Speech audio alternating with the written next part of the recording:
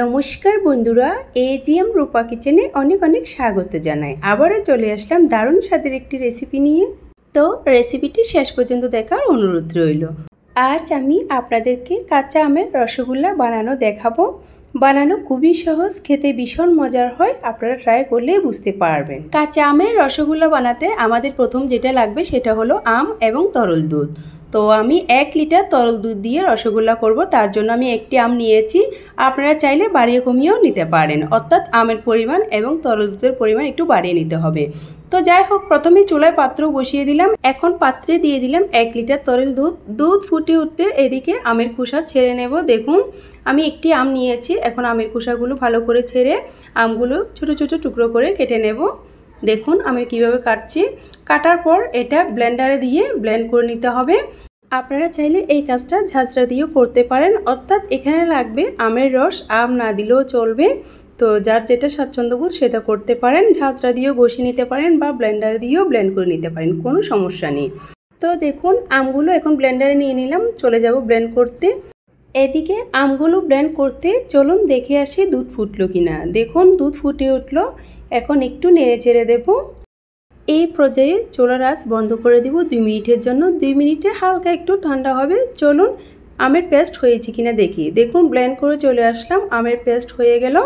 আমের পেস্ট করে নেওয়ার পর অবশ্যই একটু ছেঁকে নিতে হবে। যদি আমের পেস্টে কোনো দলাভাব থাকে তাহলে রসগোল্লা খেতে ভালো লাগবে না। দেখুন আমি একটা ছাঁকুনিতে নিয়ে ভালো করে ছেঁকে নিচ্ছি। এভাবে একটা চামচ দিয়ে আলতো করে নাড়াচাড়া করে নেবেন। দেখবেন নিচে রসগুলো খুব সুন্দর করে পড়ে গিয়েছে, উপরে দলাভাবগুলো রয়ে গিয়েছে। আশা করি বুঝতে পেরেছেন। দেখুন এদিকে দুধগুলো অনেকটাই ঠান্ডা হয়ে গেল। এই পর্যায়ে অ্যাড করব 2 চা চামচ আমের রস। আজকে আমি ভিনেগার দিয়ে দুধ ফাটিয়ে নিই, যেহেতু আমের রস বের করেছি। আমের রস দিয়ে দুধগুলো ফাটিয়ে নিয়েছি। দেখুন খুব সুন্দর করে ফেটে গেল। আমি এখানে 2 চা চামচ আমের রস ইউজ করেছি, তাতে হয়ে গেল। দেখুন খুব সুন্দর করে দুধ ফেটে গেল, ছানায় পরিণত হয়ে গেল, আশা করি দেখতে পাচ্ছেন। এখন ছানাগুলো ছেঁকে নেব, তার জন্য একটি মিক্সিং বোলে নিয়ে নিলাম একটা পরিষ্কার কাপড়। দেখুন আমি কিভাবে করছি। অবশ্যই এইভাবে কাজটি করতে হবে, না হলে আপনার ছানাগুলো পরিষ্কার আসবে না। দেখুন আমি নিয়ে নিলাম। এখন এই জল থেকে তুলে আরেকটু পরিষ্কার জল দিয়ে ধুয়ে নেব। এইভাবে একটু আলতো হাতে চেপে চেপে সব জল ফেলে দিতে হবে। দেখুন আবারও পরিষ্কার জল দিয়ে ধুয়ে নিচ্ছি, অর্থাৎ একবার একটু পরিষ্কার জল দিয়ে ধুয়ে নিলে হবে। হয়ে গেল, এখন তুলে নেব। ভালো করে একটু চেপে চেপে জলগুলো ফেলে দিতে হবে। দেখুন আমি কাজটা কিভাবে করছি। আলতো হাতে এভাবে চেপে চেপে সব জলগুলো ফেলে দিয়েছি, হয়ে গিয়েছে। চলুন এবার ছানাগুলো মেখে নিই। দেখুন 1 লিটার তরল দুধে এতগুলো ছানা হয়েছে, আপনারা নিজেরা দেখতে পাচ্ছেন। এখন ছানাগুলো খুব ভালো করে মথে নিতে হবে। এভাবে হাতের তালু দিয়ে খুব ভালো করে মথে নিতে হবে। দেখুন অনেকভাবে তো রসগোল্লা বানিয়ে খেয়েছেন, একবার কাঁচা আমের রসগোল্লা এভাবে বানিয়ে খাবেন, দেখবেন সবারই ভালো লাগবে।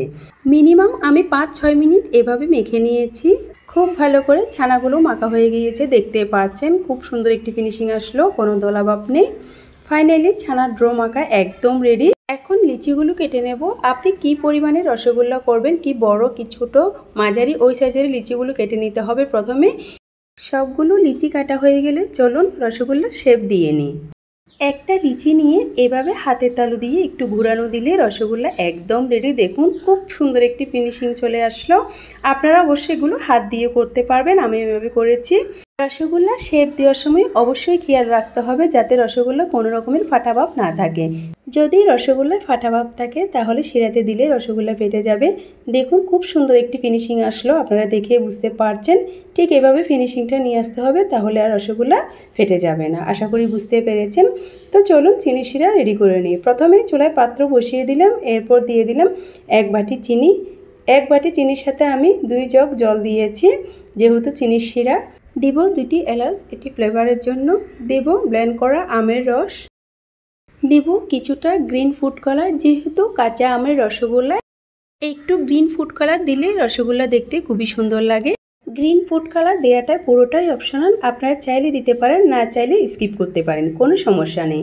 দেখুন চিনি শিরা ফুটে উঠলো, এর পর্যায়ে অ্যাড করব রসগোল্লা। একে একে সব রসগোল্লা এভাবে দিয়ে দেব, একসাথে দিতে যাবেন না, একটা একটা করে এভাবে দিবেন, তাহলে একটার গায়ে একটা লেগে যাবে না। দেখুন এখন একটু দিয়ে দেব ঢেকে। কাঁচা আমের রসগোল্লা বানানোর পদ্ধতি কার কার ভালো লেগেছে অবশ্যই কমেন্ট বক্সে জানিয়ে যাবেন। চলে আসলাম 5 মিনিট পর। দেখুন রসগোল্লাগুলো ফুলে অনেক বড় হয়েছে। 5 মিনিটে একটি চামচ দিয়ে এভাবে চিনি শিরা একটু আলতোভাবে নাড়িয়ে দিবেন, তাহলে রসগোল্লাগুলো আরও সুন্দর হবে। দেখুন ফুলে আরও দ্বিগুণ হয়ে যাচ্ছে। এবার একটু দিয়ে দেব ঢেকে। আবারও চলে আসলাম 5 মিনিট পর। দেখুন খুব সুন্দর একটি কালার আসলো। এভাবে আলতো করে আরও একটু নেড়ে ছেড়ে দেবো। এরপর আবার একটু দিয়ে দেব 10 মিনিটের জন্য ঢেকে। এখন আমি আপনাদেরকে দেখাচ্ছি ঠিক 10 মিনিট পর। চামচ দিয়ে আলতো হাতে একটু নেড়ে চেড়ে দেব। দেখুন খুব সুন্দর একটি কালার আসলো। অবশ্যই একটু এভাবে আলতো হাতে নেড়ে চেড়ে দিতে হবে, তাহলে মিষ্টি ফুলে দ্বিগুণ হবে। আশা করে দেখতে পাচ্ছেন আমি কিভাবে করছি। এখন চলে আসলাম ঠিক 5 মিনিট পর। রসগোল্লা বানানো প্রায় রেডি, আপনারা নিজেরাই দেখতে পাচ্ছেন। একটা রসগোল্লা নিয়ে আপনাদেরকে দেখিয়ে দিচ্ছি। দেখুন কতটা রসালো হয়েছে রসগোল্লা। কাঁচা আমের রসগোল্লা বানাতে মিনিমাম 20 কি 25 মিনিট সময় লেগেছে। পারফেক্টভাবে রসগোল্লা হয়ে গিয়েছে, আপনারা নিজেরাই দেখতে পাচ্ছেন। তো ফাইনালি কাঁচা আমের রসগোল্লা একদম রেডি। এখন নামিয়ে নিলাম, চলে যাব পরিবেশনায়। তো আজকে কাঁচা আমের রসগোল্লার রেসিপি কার কার ভালো লেগেছে অবশ্যই কমেন্ট বক্সে জানিয়ে যাবেন। খুবই লোভনীয় হয়েছে। আশা করি খেতে কেমন হবে দেখে বুঝতে পারছেন। আপনাদের ভিডিওটি ভালো লেগে থাকলে ইউটিউব থেকে দেখলে চ্যানেলটি সাবস্ক্রাইব করে দেওয়ার অনুরোধ রইল। ফেসবুক পেজ থেকে দেখলে পেজটি ফলো করে দেওয়ার অনুরোধ রইল। একটা রসগোল্লা আপনাদেরকে কেটে দেখাচ্ছি। দেখুন ঠিক কতটা জুসি হয়েছে, আপনারা নিজেরাই দেখতে পাচ্ছেন। খুব সুন্দর রসে ভরা রসগোল্লা হয়েছে, আপনারা ট্রাই করলে বুঝতে পারবেন। তো আর কিসের দেরি, কাঁচা আমের সিজন থাকতে ঝটপট বানিয়ে নিন আপনিও কাঁচা আমের রসগোল্লার রেসিপি। এটি খেতে দুর্দান্ত হয়, অবশ্যই ট্রাই করবেন। ট্রাই না করলে বুঝতে পারবেন না এর স্বাদ কী।